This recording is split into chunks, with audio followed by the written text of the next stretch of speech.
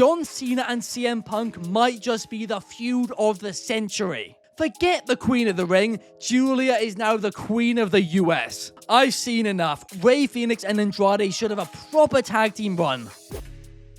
What's up, wrestling fans? I'm Ben Allison, an autistic wrestling fan who loves to just waffle and analyze professional wrestling, and I have watched, despite the tech issues, SmackDown, and here are my 5 key findings. In at number 5, forget the Queen of the Ring, Julia is now the Queen of the US. If you want to talk about the top 3 female professional wrestlers right now, to me it's not even a debate. Number 1, undeniably, Io Sky. She has been number 1 for almost a decade now, since she was Io Shirai in Stardom. She puts on banger after banger after banger, the best in ring in world, no doubt about it. In at number 2, some people are going to hate this, they always do, but the fact is you still can't stop talking about her, and that is Mercedes Moné. Everything she does is must watch, and again, another one who has banger after banger after bangers, and Sheamus just smiles every time he watches her matches. But number 3 is the new United States champion, Julia. I have been on the Julia train for years now, and I said when she signed with WWE, she is a huge signing, a marquee signing, a future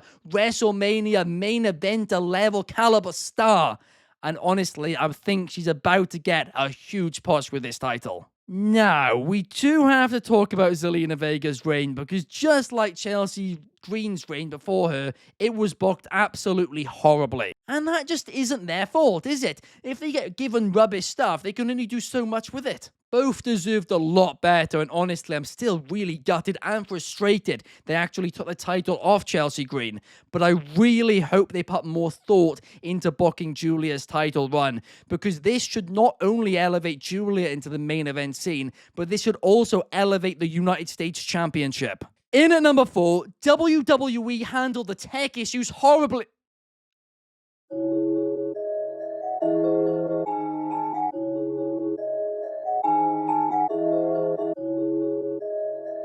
First off, if you're an American viewer who watched the American broadcast, you probably think I've gone crazy. But basically, to explain it to you, for all the global audience watching on Netflix, what happened was Cody Rhodes came out, then Randy Orton came out, they both got in the ring, and then the stream just froze for about 3 minutes, and then we went onto a screen saying we'll be right back for about, I think it was 32, 33 minutes. So what went wrong? Well, what apparently went wrong, what reportedly went wrong, was the venue had a power outage. Now, why did the venue have a power outage, I guess, is the better question to ask.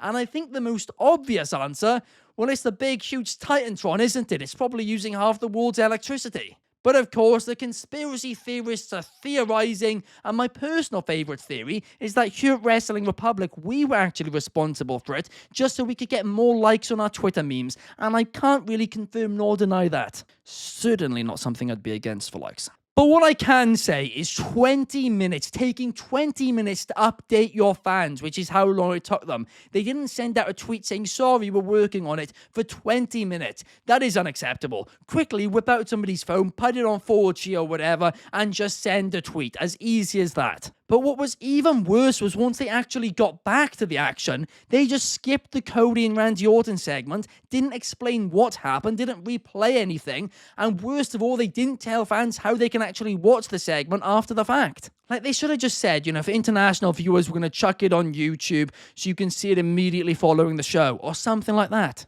And you can control what countries can see it too, so they could have easily just blocked that video in the US. But listen, this hasn't happened before in SmackDown history, so obviously they didn't have a plan. But you kind of should have a plan for this stuff anyway. There should always be emergency plans in place. Better than a "we'll be right back" graphic. In at number 3, I've seen enough. Rey Fenix and Andrade should have a proper tag team run. These two have natural chemistry, a chemistry you can't learn, a chemistry that you cannot teach. And their match against DIY, it was a banger. And it was yet another banger in the 2025 SmackDown Tag Team division. So why not just for a month, for a couple of months, put Andrade and Fenix in a tag team together and then eventually have Andrade turn heel on Rey Fenix? It would be fun, it would give them both something to do, and in ring, it would be purely magical. Now, I have chosen to talk about this tag team match over the Wyatt Six versus Street Profits because the less said about that, the better. I don't know about you guys, but I am just so sick of these DQs right now on WWE TV.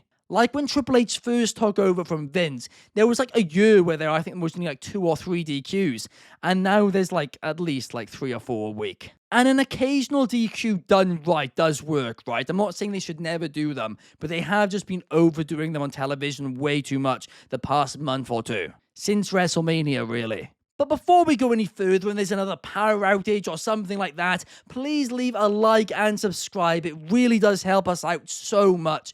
Plus, leave a comment with your thoughts on the show down below. Honestly, I love reading and replying to them. In at number 2, Aleister Black versus Ron Killings is not a feud I expected to see in 2025. It is ridiculous levels of randomness, but I'm here for it. Now, don't get me wrong, they do need to revisit this Truth and Cena stuff, because that is far from done. But for now, this feud could be a bit of fun. Plus, we've seen these backstage segments between Aleister Black and Damian Priest as well. So even if this Black and Ron Killings feud is only a few weeks long, you could then easily transition it into the feud with Priest for Aleister Black, and then put Truth back in a feud with Cena again. I mean, it's simple but effective, and yeah, it's bizarre, but I'm enjoying it. Side note, but if the plan is for Cena to drop the title to Cody at SummerSlam, I wouldn't be surprised if R-Truth is the guy to be the catalyst to bring the babyface back out of John Cena. And my preference, and I've been making this clear for months now, is for Cena to hold the title all the way to December as a heel. So then at his final event, you can have him against the Cody Rhodes or somebody else. And you can have it be a real like race against time almost. Like, can they get the title off him or will he escape with it? But talking about John Cena, in at number 1, John Cena and CM Punk might just be the feud of the century. Everything these two touch together turns to gold, and to be feuding for 15 years and to still come up with new stuff, I mean, that's almost unheard of. And it is incredible. Last week's pipe bomb was just ridiculous amounts of fun, and this week's Dr. Thugonomics impression by CM Punk, I mean, that was genius too. Were either of them as good as the originals? Absolutely not. But they weren't meant to be. They're meant to be cheap parodies, and that's what they both were. They were impersonating each other, and it was hilarious. Well, Punk's one was hilarious, Cena's one was a bit more serious, but even still that was funny too. But both of them are entertainment gold, TV gold, and I love that. So yes, feud of the century is a huge claim, and I can't be sure of it when I'm saying it, right? I'll have to go back and look. But the fact is, there is an argument for it. There has to be. 15 years and you're still creating new stuff. That is hella impressive. Now, my only complaint about this feud is this match, in my opinion, should be taking place at a SummerSlam. It should have been at a bigger pay-per-view because it is that good. And the fact that it isn't really is making me worry that Cena's going to drop the title at SummerSlam. I really think that Age is a bad mistake if he does. But that's all my thoughts on last night's episode of SmackDown. Last night? It was actually tonight's episode for once. I was watching it live as it was in Saudi Arabia, and in the UK that's a normal time for us basically. But thank you guys for watching. I really appreciate you checking in. And if you guys do leave a comment down below, I will make sure to reply to it. Have a fantastic Friday. Peace.